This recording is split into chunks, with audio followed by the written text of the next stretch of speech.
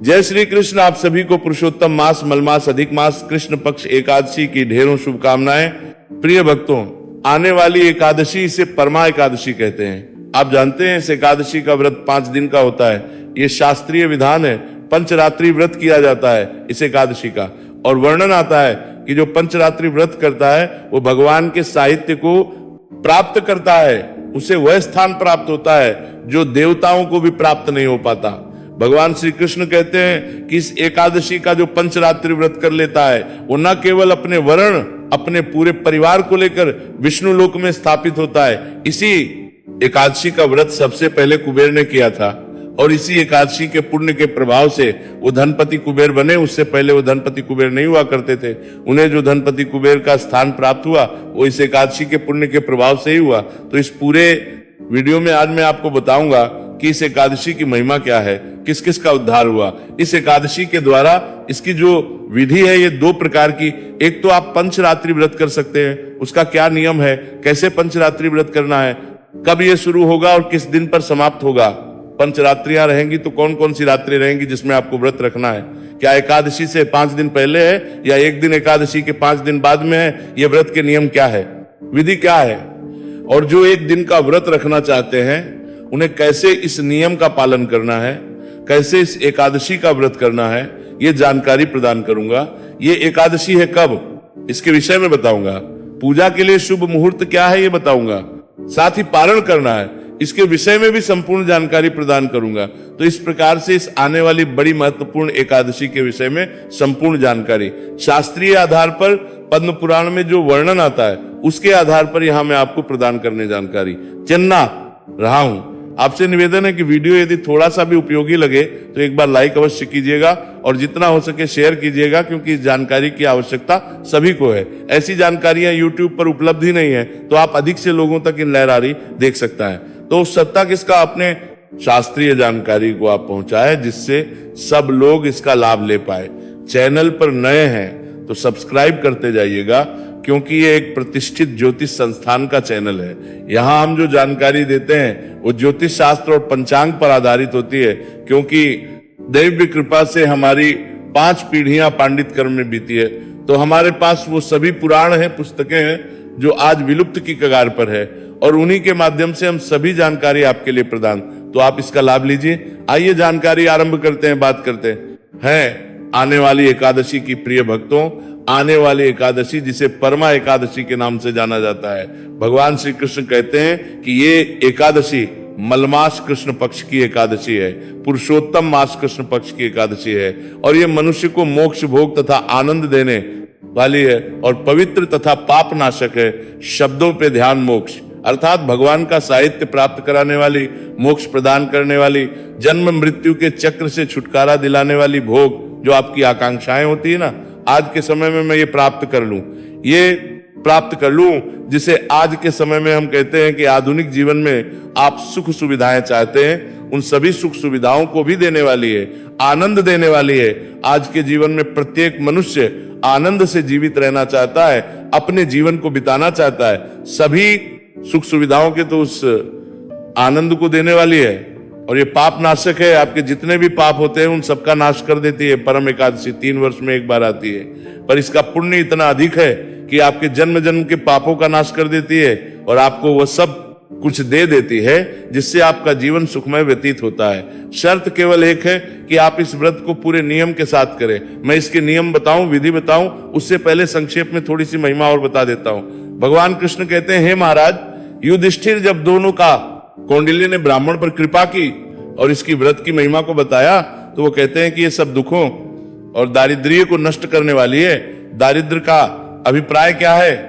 जब आपके जीवन में अत्यंत गरीबी चरम पर पहुंच गए, जब आप पाई पाई के लिए मोहताज हो जाए, उस अवस्था से छुटकारा दिलाने वाली ये एकादशी है। ऋषि कौंडिल है कि जो मनुष्य इस एकादशी का व्रत करते हैं वो धन धान्य से संपन्न हो जाते हैं। भगवान श्री कृष्ण कहते हैं कि हे युधिष्ठिर, इस व्रत को सबसे पहले कुबेर ने किया था, और जब कुबेर ने इस व्रत को किया था तो भगवान ने प्रसन्न होकर उनको धन का स्वामी बना दिया था इस व्रत के प्रभाव। उसके बाद इसी व्रत को अपने पुत्र को बेचने वाले राजा हरिश्चंद्र ने किया। राजा हरिश्चंद्र के अनेकों कथाएं आपने सुनी होंगी। उन्होंने अपने पुत्र को भी बेच दिया था, ये दशा आ गई थी उनकी। उनका राजपाट सब छीन गया था। तब राजा हरिश्चंद्र ने इस एकादशी का व्रत किया और इस एकादशी के व्रत के प्रभाव से उसने अपना पूरा खोया हुआ राज्य प्राप्त किया, ऐश्वर्य प्राप्त किया, अपनी स्त्री और पुत्र को पुनः प्राप्त कर लिया। तो ये आपके सभी दुखों का नाश करने वाली और आपकी मनोकामनाओं को पूर्ण करने वाली है। अब प्रश्न उठता है कि पंडित जी इसकी विधि क्या है, क्योंकि इसका पुण्य तो खूब है, अब इसे करें कैसे? देखिए, इसके व्रत के दो विधान हैं। एक विधान तो ये कि आप केवल एकादशी को व्रत करेंगे, जिसके नियम दशमी तिथि से आरंभ हो जाते हैं। एकादशी को व्रत करेंगे और द्वादशी को पारण कर लेंगे। सामान्य विधि जो होती है जिससे कि आप अन्य एकादशी को करते हैं, बाकी इसमें कुछ अलग परिवर्तन है, वो मैं बता दूंगा कि दशमी के नियम क्या है, इसके एकादशी के नियम क्या है और द्वादशी के नियम क्या है, ये मैं आपको बताऊंगा। तो एक विधि तो है एक दिवसीय व्रत की, जिसमें आप केवल दशी के दिन व्रत रखेंगे। इसकी एक और श्रेष्ठ विधि है, वो है पंचरात्रि व्रत। पंचरात्रि व्रत जो 5 दिनों तक किया जाता है। ये 2 विधियां हैं। अब मैं एक एक करके पूरी जानकारी देता हूं। चाहे विधि 5 रात्रि वाला व्रत करें, चाहे आप 1 रात्रि वाला व्रत करें, दोनों के जो नियम है वो दशमी तिथि से आरंभ होंगे। 5 रात्रि जो व्रत है वो एकादशी के दिन उसका संकल्प लिया जाएगा, एकादशी शुरू होगा और पूर्णिमा पर पूर्ण होगा। ये है पंचरात्रि व्रत। एकादशी का जो व्रत है वो एकादशी के दिन सूर्योदय से शुरू होगा और अगले दिन सूर्योदय तक पूर्ण हो जाएगा। अब मैं बात करूं नियम की, ये कैसे आपको करना है, दशमी तिथि के नियम क्या है, फिर एकादशी को व्रत कैसे करना है और द्वादशी को किस करना है प्रकार से करना है। फिर आगे मैं जानकारी पंचरात्रि व्रत के विषय में बताऊंगा कि किस किस दिन किस किस प्रकार से आपको व्रत करना है। 5 दिन भगवान श्री कृष्ण की विधि बताते हैं। महाराज युधिष्ठिर को वर्णन करते हैं कि मनुष्य दशमी को एक बार भोजन करना चाहिए और एकादशी को निर्जल व्रत करना चाहिए, तथा द्वादशी को पारण करके मनुष्य भगवान विष्णु के समान हो जाता है। इतना महत्व है इस एकादशी का। भगवान कहते हैं कि स्वयं मनुष्य जो है साक्षात नारायण स्वरूप हो जाता है। इस प्रकार से यदि वह इस प्रकार से त्रिद्वासीय विधान का भी पालन कर लेता है।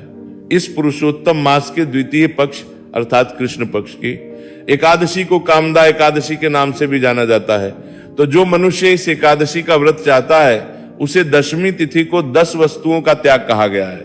10 त्याग क्या है? दशमी तिथि के दिन उस मनुष्य को कांसे के पात्र का प्रयोग नहीं करना चाहिए, कांसे का कोई बर्तन प्रयोग नहीं करेंगे, उड़द और मसूर की दाल का प्रयोग नहीं करना, उड़द मसूर और चना इन तीनों का ही प्रयोग दशमी तिथि को नहीं करना चाहिए। अर्थात जो एकादशी का आप व्रत करेंगे उसे एक दिन पूर्व इसका प्रयोग ना करें। पौधों का, हरी सब्जियां इनका प्रयोग नहीं करना, मधु अर्थात शहद का प्रयोग भी नहीं करना, और दूसरे का अन्न पराया अन्न, दूसरे का अन्न नहीं खाना।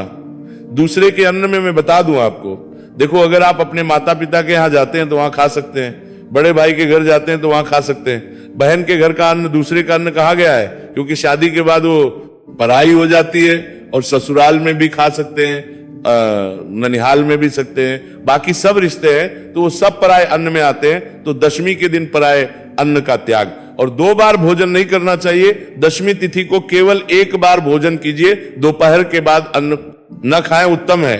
1 बार का भोजन और मैथुन का त्याग अर्थात जो पद पत्नी के बीच संबंध है उनका त्याग होता है। और आप दशमी तिथि को ही स्नान आदि के बाद ब्रह्मचर्य का पालन आरंभ कर देते हैं। से इन 10 त्याग के साथ आप दशमी के दिन को व्यतीत करेंगे। जो भी पूजा के लिए सामग्री है वो सब एकत्र कर लीजिएगा।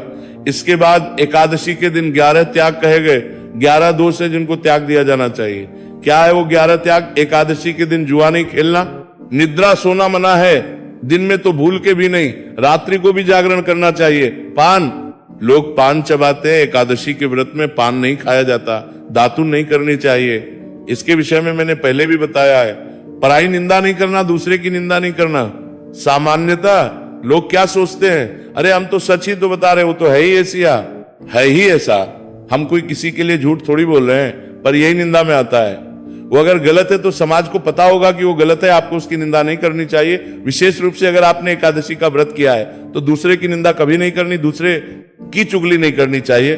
फिर लोग यही कहते हैं हमने कोई किसी की चुगली नहीं करी, उसने ऐसा किया, हमने बताया कि हाँ इसने ऐसा क्यों किया, यही चुगली है। अगर उसने गलत किया है तो देखने वाला अपने आप देख लेगा, आपका ये कार्य नहीं है। तो व्रत वाले दिन आपको चुगली नहीं करनी चाहिए। चोरी नहीं करनी चाहिए। चोरी यूं तो कभी भी नहीं करनी चाहिए, पर यदि एकादशी का व्रत किया है तो बिल्कुल भी नहीं करनी चाहिए। बहुत बड़ा पाप है। हिंसा नहीं करनी चाहिए, किसी के साथ मार पिटाई नहीं करनी चाहिए, क्रोध नहीं करना चाहिए, क्रोध नहीं करना चाहिए, असत्य भाषण, झूठ नहीं बोलना चाहिए। आपने व्रत किया है तो कभी झूठ ना बोले, असत्य भाषण ना करें। और मैथुन, आप पति पत्नी के जो संबंध होते हैं, मैथुन आदि क्रिया जो है, कामुक क्रियाएं, उनसे आपको इस दिन निश्चित रूप से बचना चाहिए। इस प्रकार से इन 11 दोषों का त्याग एकादशी के व्रत वाले दिन मनुष्य को अवश्य करना चाहिए। विधि विधान पूजन करना चाहिए। तो कैसे करना है, क्या क्या करना है एकादशी वाले दिन, वो मैं आपको बताऊंगा। पहले मैं आपको नियम बता दे रहा हूं, उन नियम को समझ लीजिए। उसके बाद आते हैं द्वादशी। पारण के दिन के नियम क्या रहेंगे? इसमें 12 वस्तुओं का त्याग कहा गया है। इसमें जैसे दशमी को कांसे के बर्तन का प्रयोग वर्जित है, उड़द मसूर की दाल का प्रयोग वर्जित है, वैसे ही तेल का प्रयोग द्वादशी के दिन नहीं होगा। किसी भी प्रकार का तेल आपको प्रयोग नहीं करना चाहिए, असत्य भाषण नहीं करना चाहिए, व्यायाम नहीं करना चाहिए, प्रदेश गमन नहीं करना चाहिए, दूसरे देश को नहीं जाना चाहिए। आपने व्रत किया है, पारण कर रहे हैं, घर पे रहिए। उसके अगले दिन आप जाइए, कहीं आपको जाना है तो इस दिन ना जाइए। 2 बार का भोजन, आप पारण करने के बाद भी अन्न खाएंगे, लेकिन 1 बार ही खाएंगे। 2 बार भोजन द्वादशी को भी नहीं करेंगे। तो समझ आया आपको? दशमी के दिन व्रत के 1 दिन पहले भी 1 वक्त का भोजन है और व्रत के अगले दिन भी 1 वक्त का ही भोजन है। मैथुन आदि क्रिया नहीं करनी है। ब्रह्मचर्य का पूर्ण पालन करना है। द्वादशी के दिन भी बैल की पीठ पर सवारी नहीं करनी। वैसे तो आज के समय में बैलगाड़ी खत्म हो गई है, बैल का प्रयोग बड़ा कम हो गया है, फिर भी यदि कहीं कहीं होता हो तो बैल की सवारी द्वादशी को नहीं करनी। और पराया अन्न नहीं खाना, दूसरे का अन्न खाना। दूसरे में कौन कौन नहीं आते मैंने आपको आरंभ में बता दिया। और शाक का सेवन नहीं करना। इन 12 वस्तुओं का मनुष्य को त्याग करना चाहिए, ऐसा भगवान श्री कृष्ण महाराज युधिष्ठिर को बता रहे हैं। कहते हैं कि हे राजन, जिन्होंने इस विधि से कामदा एकादशी, परमा एकादशी का व्रत किया, सायंकाल को कीर्तन और रात्रि को जागरण करके भगवान पुरुषोत्तम की पूजा की, वे सब पापों से मुक्त हो के परम गति प्राप्त होते हैं। तो ये नियम कहे गए हैं। इस एकादशी के व्रत के दशमी के नियम मैंने आपको बताया।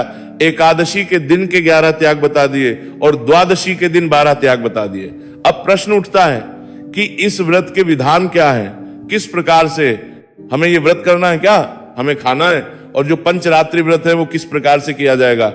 प्रिय भक्तों, अगर आप 1 रात्रि या 1 दिवसीय व्रत कर रहे हैं, अर्थात केवल एकादशी के दिन का व्रत कर रहे हैं, तो दशमी के नियमों का पालन कीजिए। एकादशी के दिन सूर्योदय से पहले उठ जाइए। इस दिन का जो स्नान है वो परम कल्याणकारी है। एकादशी के दिन आपको सुबह सूर्योदय से पहले अवश्य स्नान करना चाहिए, क्योंकि ये पुरुषोत्तम मास की एकादशी है। और ध्यान दीजिएगा, इसी दिन से पुरुषोत्तम मास के अंतिम 5 दिन भी आरंभ होंगे। उसके विषय में अलग से वीडियो मैंने चैनल पर उपलब्ध कराया है, उसका लाभ लीजिए। अंतिम 5 दिनों की बड़ी महिमा है। तो सुबह का स्नान कीजिए, स्नान करके स्वच्छ वस्त्र धारण करके तो माता को जल दीजिए। एकादशी के दिन तुलसी पूजन वर्जित नहीं है, करना चाहिए, जल देना चाहिए। द्वादशी को नहीं किया जाता, क्योंकि द्वादशी को अगर गलती से भी कोई पत्र टूट जाए तो बड़ा पाप लगता है। तुलसी पूजन करें, सूर्य देव को अर्घ्य दें और उसके बाद भगवान नारायण की विधि विधान से पूजा करें। पूजन के लिए भगवान का कोई भी विग्रह ले सकते हैं, प्रतिमा स्वरूप ले सकते हैं, चित्र ले सकते हैं, तस्वीर ले सकते हैं, उनका पूजन करेंगे। चौकी पर स्थापित करेंगे और हम जो विधान बताते हैं, आपको पूजा विधि बताते हैं, उसके अनुसार पूजन करेंगे। यहाँ पूजा विधि में अभी नहीं बताऊंगा, क्योंकि पहले से ही हमारे पास बड़ा विषय है, उसकी जानकारी बहुत है।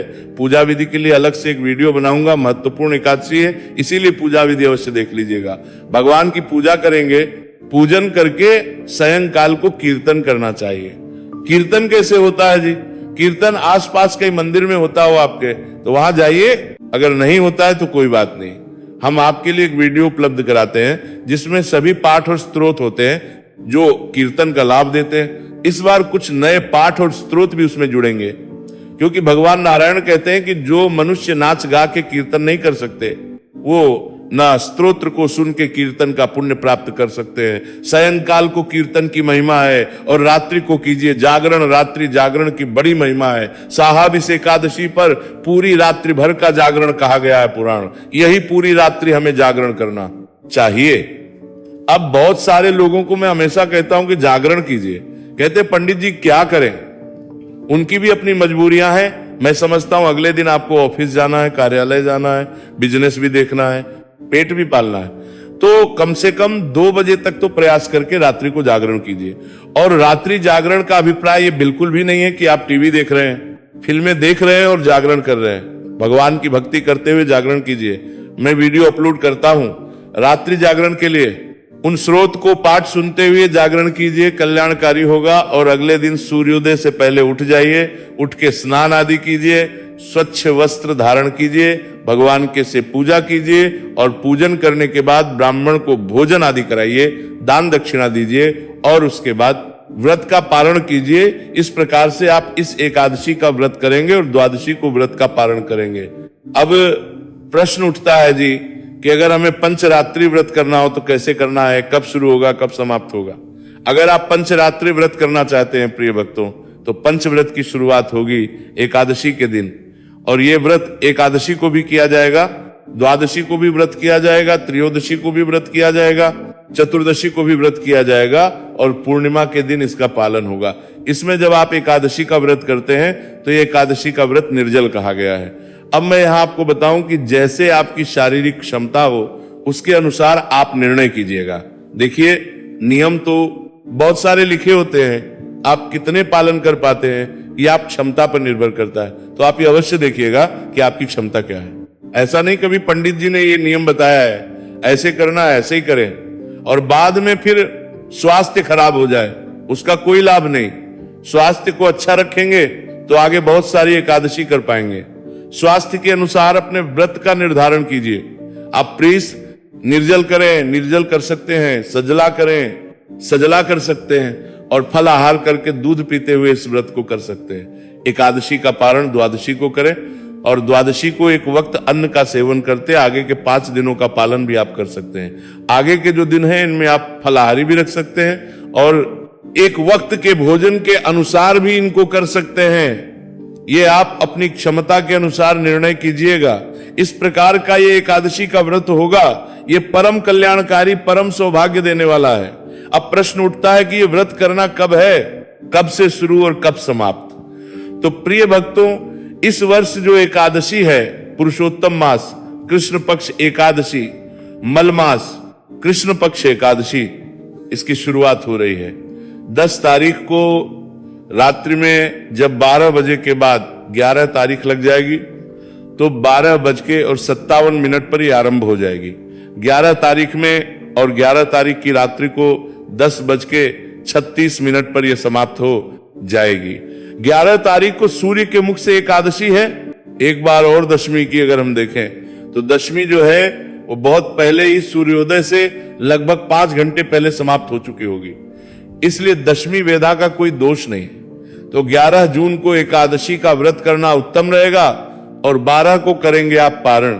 11 तारीख दिन रहेगा, गुरुवार का प्रथम चौघड़िया होता है 5:30 बजे से और 7 बजे के बीच में उत्तम समय है। इसमें पूजन कीजिए, शुभ चौघड़िया है। और पारण आप कब करेंगे? पारण करेंगे 12 तारीख को दिन रहेगा, शुक्रवार का पारण के लिए शुभ मुहूर्त की बात करें, शुक्रवार को लाभ और अमृत के दूसरे और तीसरे चौघड़िया होते हैं, इसमें आप पारण करें। 7 बजे से और 10 बजे के बीच में आप कर सकते हैं, कल्याणकारी रहेगा। इस प्रकार से आप इस एकादशी के नियमों का पालन कीजिए, श्रेष्ठ रहेगा।